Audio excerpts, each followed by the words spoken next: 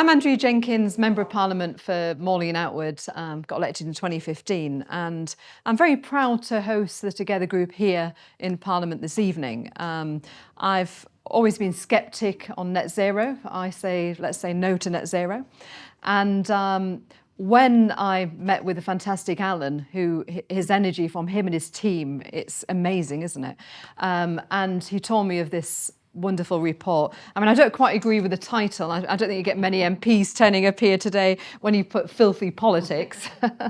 But actually the contents are truly amazing. And really it goes into detail about, what a lot of us suspected actually, that, people are pulling strings to push this whole net zero agenda. And, I'd really like to thank Ben for putting this together. And thank you. And I'm also here just to introduce Alan. Where are you, Alan? Alan, yep. Not that he needs any introductions, but I mean, I'm blown away by Alan's work that is done, on ULEZ and all the other things as well, Alan. So I take my hat off to you. Good luck with this report. I know as an MP, I've had so many emails from constituents telling me to come to this. I very proudly said, well, I'm hosting it for you. So I was very proud to do that. So good luck, Alan. And I really wish you best luck on this journey. Thank you. Thank you. Well, thank you very much, Andrew. I'd like to say we're very appreciative, both the Together Association and Climate Debate, for you having us here in Parliament. This essential report, this essential discussion. One of the things is that sometimes we're told this is such a crisis and such an emergency that we've got no alternative. And it's almost as though you're being irresponsible and crass and dangerous just for asking questions. And I think what's so important, and we're going to hear a lot more about this, but what to me is so striking is the democratic deficit we're now experiencing as a consequence of this is the only thing. A few very wealthy billionaires have underwritten all sorts of groups and campaigns that we as Together has seen when we go and do campaigning around low traffic neighbourhoods, around ULEZ, around LES in Scotland, around the Clean Air Zone, where we know 50,000 constituents have not paid and they've had their appeals upheld, in Birmingham and the Midlands, RPZs, we've seen a ring of steel in Bath, we've seen in Cambridge residents and businesses challenging the congestion charges. All of these things are underpinned by this idea of the clean air, and you must do it now and be quiet, but you're being irresponsible and irrational and unscientific if you don't go along with this. And actually, this is why this is so important, that we're now going to get this. There's obviously the Telegraph and others have done an initial piece of work on this. It's very important, but this is going out to everyone. And as Andrea says, our hundreds of thousands of signatories are going out to our MPs saying, we want to actually know where you stand on this. Are you going to sign a pledge? Are we going to have a full audit and scope of this situation? Because how can we actually have a cost-benefit analysis if we don't know the wide parameters of the debate and discussion, if they're dominated by a very particular outlook? How can MPs get the full picture? How can constituents? How can we have democracy? So our goal is to put that really on the map. And that's why we're so excited that today we've got Catherine McBride, who's a writer and a researcher. She writes extensively on net zero and the economy, has worked in a range of areas, reporting on government and on industry, and she's going to be asking some pressing questions to Ben Pyle, who's the author of this report. Ben, who had written a previous report where somehow no journalists in Britain were able to ask the question, were 4,000 people really dying of this situation of air pollution with regards to ULEZ or not? But Ben did the hard work there, got that work out and got it as part of a discussion, which led to further FOIs from the Telegraph. And now this really essential piece of work across the UK. Ben Pyle, who's both a researcher and a writer, and obviously is with Climate Debate. He's also our representative on our cabinet for net zero and the environment. So without further ado, I'm going to hand over to Catherine and Ben, and thank you very much for everyone coming.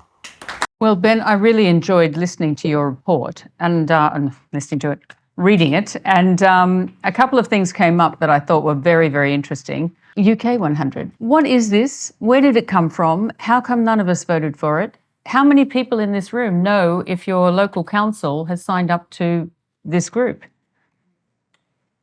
Probably nobody. Probably nobody. Nobody even knows what it's meant. Can you explain to us what it is and why we've got it? UK 100, I think they style themselves as a network, an independent network of mayors, councillors, and whoever happens to work in the local authority, and then and they share their resources. They share, it's all very fluffy on the outside, but ultimately what it is a pledge. So the 110 rather than the 100 local authorities that have signed up to UK 100's membership agree to go faster, sooner and harder, a bit like the lockdowns, sooner and faster and harder and all that stuff, on net zero. They agree to go to essentially go net zero sooner than the government has committed us to. So there's multiple layers of democratic deficit going on here. There's mirroring the energy deficit that we're going to experience, but it's very likely that you will have voted, if you live in one of these 110 local authorities, you will have voted for, you would have had no choice. Like the Labour candidates are going to be as involved with this as the Lib Dems or the Labour Party, and of course the Greens. And they're not running these pledges past the people past the voters. These aren't subject to any kind of democratic test. Everyone is signing up to the same pledges or across the party. So I think there's very much an attempt to subvert democracy by sort of wrapping things up in these very fluffy terms of saving the planet, of hitting, and everything's great, everything's going to be green and great, without actually exploring what the consequences are, and then using the local authority as a sort of the advanced party of net zero, really. I think, if I may go on this point a bit more, there was a realization that global politics had kind of collapsed, and that's kind of culminated in the Paris Agreement, and that's as much as global politics is capable of achieving. And then national politics, well, anyone who's going to vote to end the car, to the extent that Sadiq Khan has or Oxfordshire County Council has, is going to get booted out of office very quickly. There's people who are going to riots. But essentially making net zero a competence of local authorities, and then using quite well-resourced third sector, civil society organisations to push that forward seems to be the objective, and I think that's why you've got these kind of these civil society organisations making local politics, local governments the object of their ambitions. Because one of my favourite photographs in this is, of course, our then Conservative leader, Liberal Democrat leader and Labor Party leader all signing the same pledge. And I feel that that's a problem at the moment, as we don't have a choice really when we vote. And now, of course, we've got the C40 cities, which is about 96 cities around the world, but only one in the UK, which is London, which have also pledged to change the lifestyle of their population without actually ever asking their populations. Do you think people would have voted for that if they knew? No, I've never seen C40 cities on a ballot paper. I think they've committed to things such as reducing the amount of meat we eat and dairy, and this is just not a competence of local authorities. This is not what local governments are about. The local governments were about bins and roads and schools and these kind of things. But they've got really on a mission to push at what's possible through local government. Probably getting far too forward on their skis and not really, meanwhile, people are wondering, well, what's happening to the bins? What's happening to all the stuff that local government should be delivering? And sort of feeling a bit put out, especially if they're on the receiving end of low traffic neighbourhoods, clean air zones, and so on and so forth. So, I think it's got to come to a crunch point, but and people have got to argue with C40 cities and argue with these councillors and councils that have signed up to this stuff, but it's not yet at the top of the political agenda. It hasn't been recognised yet as organisations like C40 cities. None of these fake civil society organisations have really been identified for as taking the roles that they have.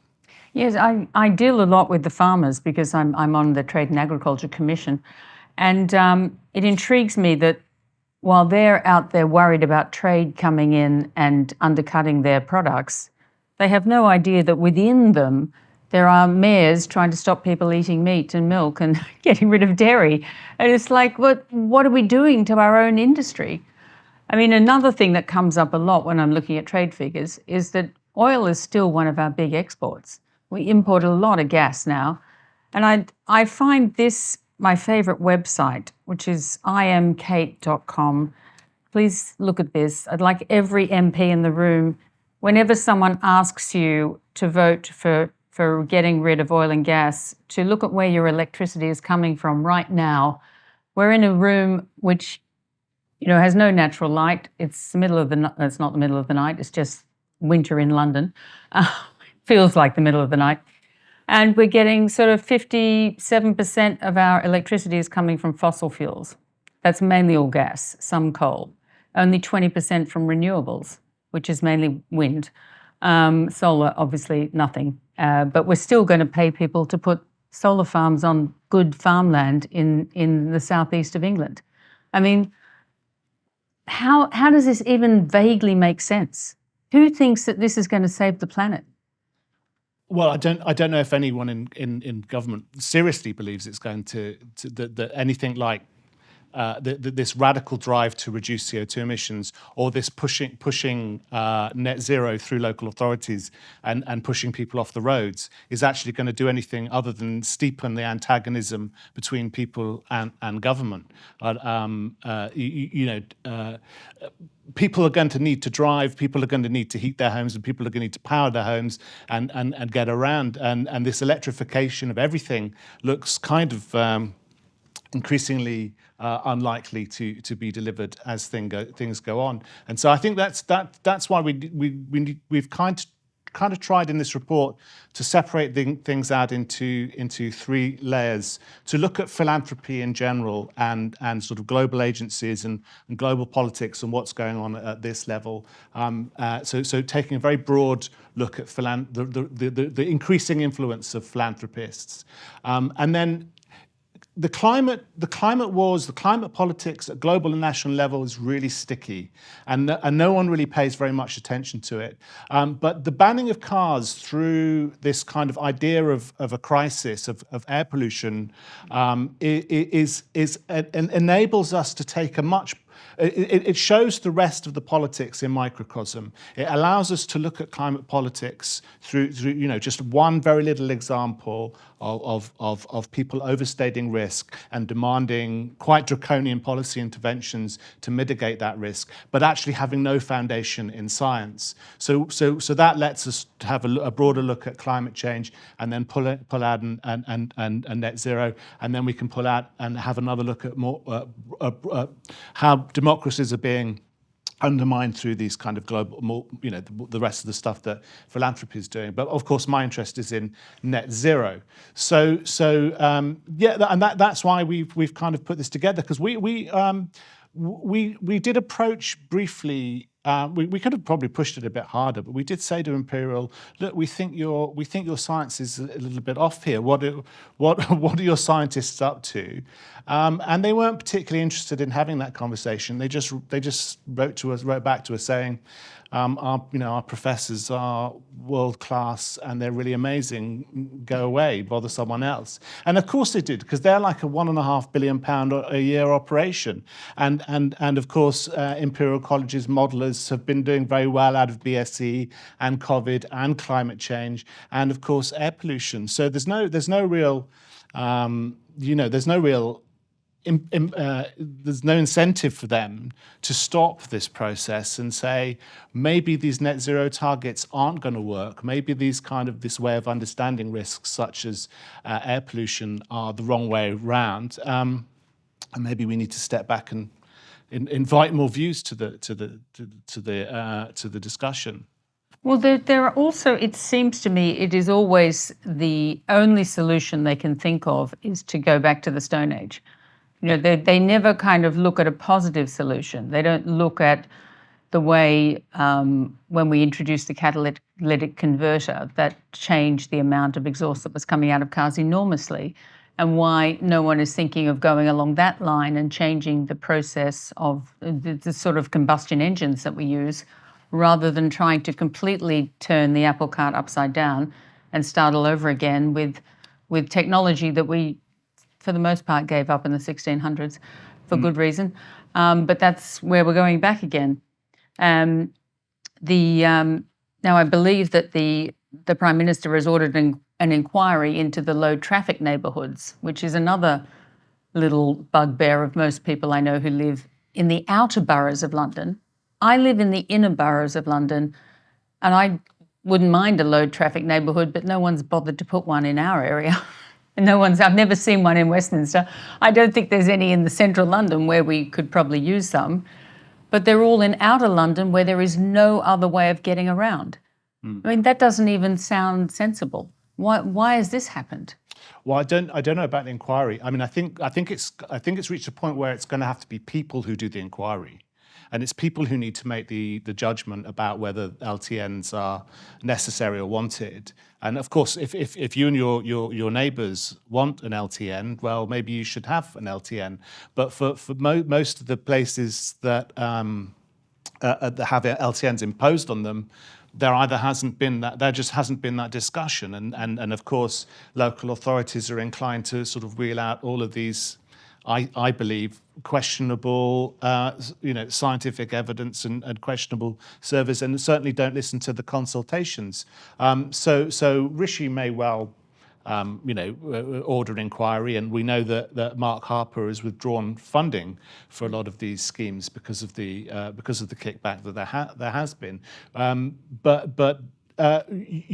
Inquiries are kind of for the birds, and the rest of the net zero agenda isn't going to be explored by that process. And we can see in the terms of these inquiries are never what we want. They're always what's going to suit the government or the political establishment as such. So. I think it's net zero that needs to be discussed, and our attitude towards things like cars that needs to be discussed. Or why is it so easy for movements to impose their ideological views on us? Why is there there's so little defence of personal mobility in politics at the moment. So, I mean, I'm sorry to Andrea for such a provocative title, but where is the defence of industrial society? Where is the defence of democracy? And where is the defence of mobility? And I think that's what needs to be reoriented. You can have as many independent inquiries or non-independent inquiries as you like. They're not going to put those priorities, the public interest and democratic control of politics, back at the centre of the agenda. And that's what really needs to happen. Definitely. That is the key issue, that no one is really thinking about, did we need this in the first place? And of course, as it's often considered to be a global problem, I'm not actually sure that the UK wouldn't be a nicer place if it was 1.5 degrees warmer, personally. I'm looking forward to it. Especially today. Especially today. But I know the rest of you fear heat, so you won't like it. But I come from a country that's much hotter, so I'm happy. But really, as it's a global thing, what difference will it make setting up LTNs in London when China, who is part of some of these international organisations, is producing 30% of the world's carbon emissions? Why are we bothering, basically? We've already cut our emissions from 1990 levels by about half. The UK has over-delivered in that respect, and not too many countries have. So why are we continuing going down smaller and smaller for the net gain of, all I believe the LTNs have done is raise a lot of money for Haringey Council. I don't think they're actually cutting emissions very much. generally they're probably increasing them because people are either driving longer to get around the places they can't drive through, or they're stuck in a traffic jam trying to get through some bottleneck. So how does anyone say that's helping air pollution in the UK, let alone helping global warming internationally? Yes, it's just all of the measures seemingly intended to reduce air pollution or decrease our CO2 emissions seem to benefit China one way or another. Either we're importing steel and wind turbine components, or we're importing EV components, or we're importing.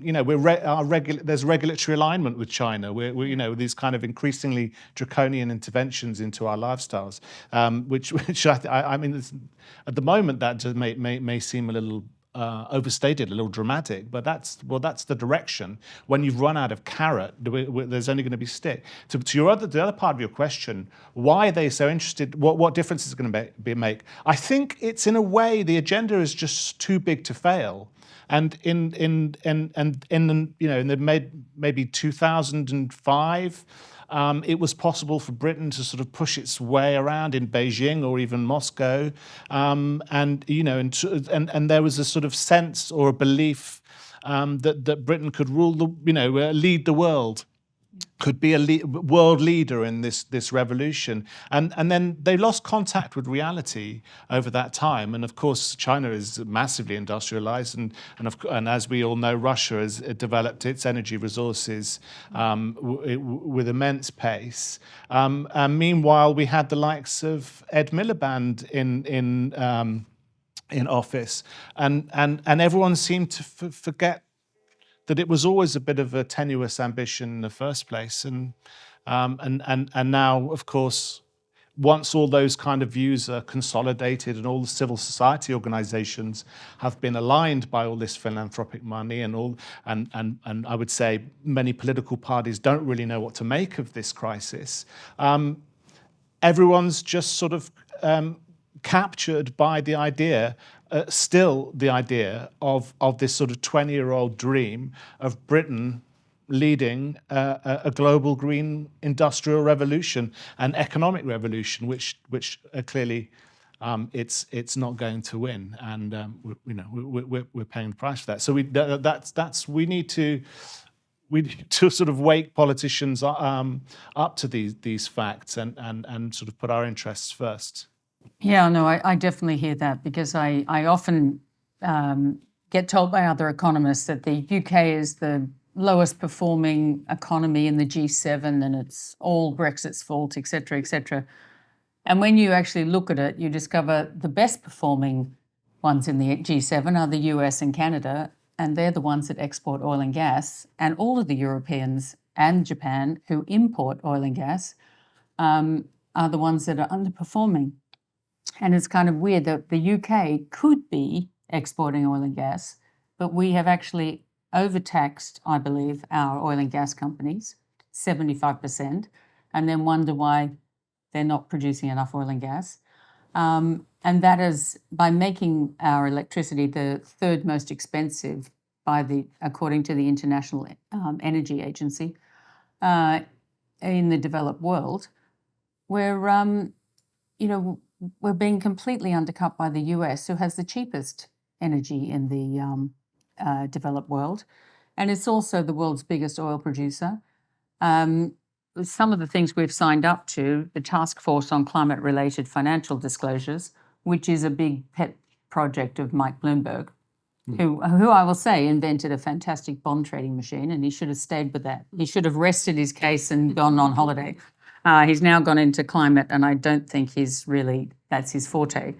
But, we were the first country to sign up to that, thinking what a great idea. And we were followed by Egypt and New Zealand and Switzerland and a couple of Brazil, I think. There were about 5 countries that joined in, but the big ones that we're competing with all the time, they ignored it. And, it's worth, if you've never used ChatGPT, it's worth asking your computer the question, how does ESG compliance help companies raise finance? And you will get the most fantastic answers, such as it helps companies invite less scrutiny from regulators and have greater operational freedom. That was number one. Reduces pressure from climate change activists and employee unions.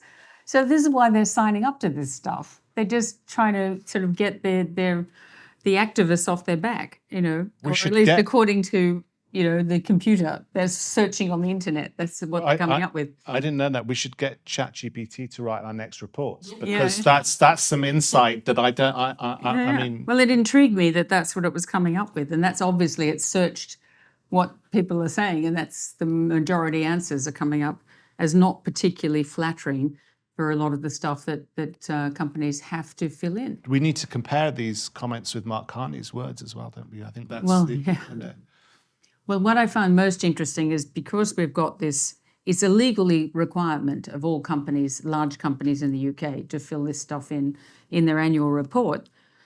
And yet the average age of a company in the UK is only 8.5 years, according to Companies House.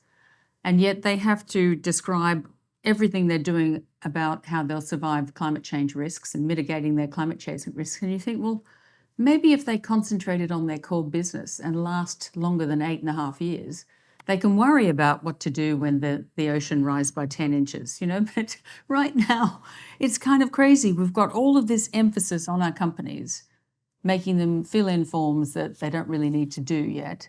And most companies are reactive. If the water starts coming up in the basement of their building, they'll move, But it does intrigue me that we've got ourselves into this bind, and a lot of it are the pet projects of a couple of philanthropists who.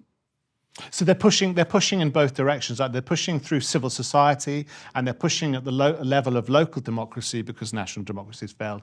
And they're trying to impose net zero through sort of through financial regulation, to use financial markets as a form of governance, or financial regulation to get companies to deliver net zero, because democratic politics isn't going to do it. But it's much easier to do it, to say your bank is going to debank you if you're a climate change denier, and as Nigel Farage is testament to,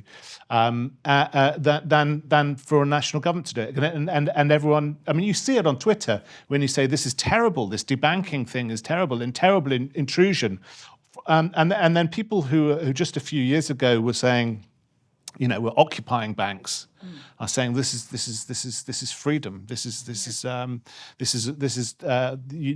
banks just exercising their free choice. It's a non-trivial. It's a trivial thing when banks decide that they don't want you as their customer anymore. So ESG sort of represents this kind of really interesting sort of what would you say, agreement or compromise between sort of one-time leftoids and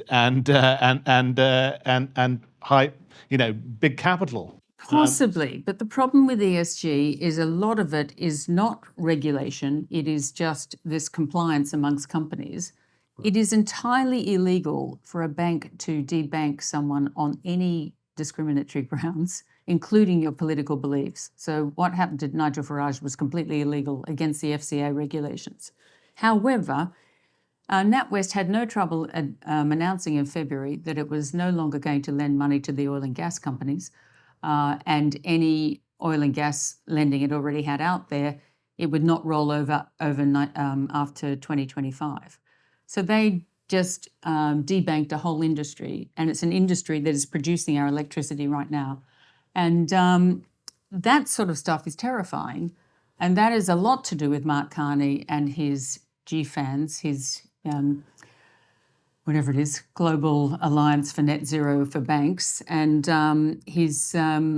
there's also the UN's Net Zero Insurance Association. Now, the US has actually charged the insurance group with an antitrust suit because for them all to collude like that and not lend money to legitimate businesses that are legal everywhere around the world and the biggest export earners of the US at the moment, is just outrageous as far as the US government's concerned.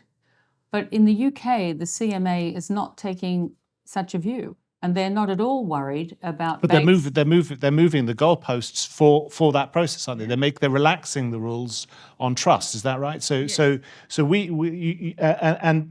but do people not identify? I mean, this is of course we know this is the work of Mark Carney, and we know that Mark Carney has this ongoing relationship with Mike Bloomberg, but this doesn't seem to cause any ripples within those regulatory agencies. There's no one saying, "Oh, these billionaires are a little bit too close to the governor of the Bank of England." You know, if it was anything else, it was like a LIBOR scandal, and everyone would be all over it. But because somehow there's been this curious alignment of philanthropy, of civil society organisations and regulators, such that there isn't this scrutiny, and that seems to provoke such little comment. And in the past, that would have people with forensic minds would have been tearing this stuff apart and saying it's wrong. But now somehow that some dynamic, of that kind has been taken out of public life, and that's kind of tragic.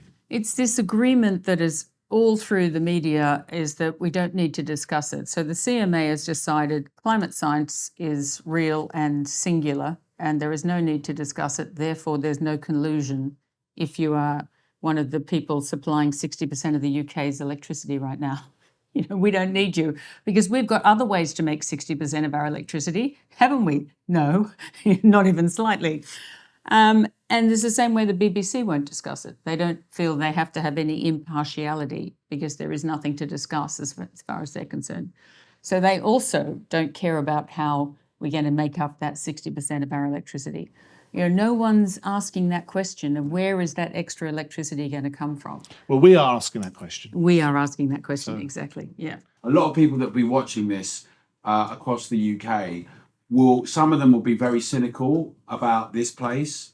One of the most important things that is the biggest contributions actually to society, the idea of a democratic arena where you thrash out ideas. I know some people have said it'd be better to do it in Davos and it's a bit of a hustle here, but the really important thrashing out of ideas and discussing them. But people have become cynical. 30 to 50% are saying they're politically homeless, and a lot of those people are in our fraternity. So they're going to want to know what their MPs are saying, what people in this room and people in this building are going to be doing, as well as councillors. And that's why it's really, really important not just to send this report to your MPs and to your councillors, but to chase them up to see if they're going to sign the pledge. Because these questions, and ESG, for instance, environmental, social and governance, most people don't even know what that is. I know many people in Together do. But we need to have these discussions front and centre, and the public needs to be put back at the heart of things.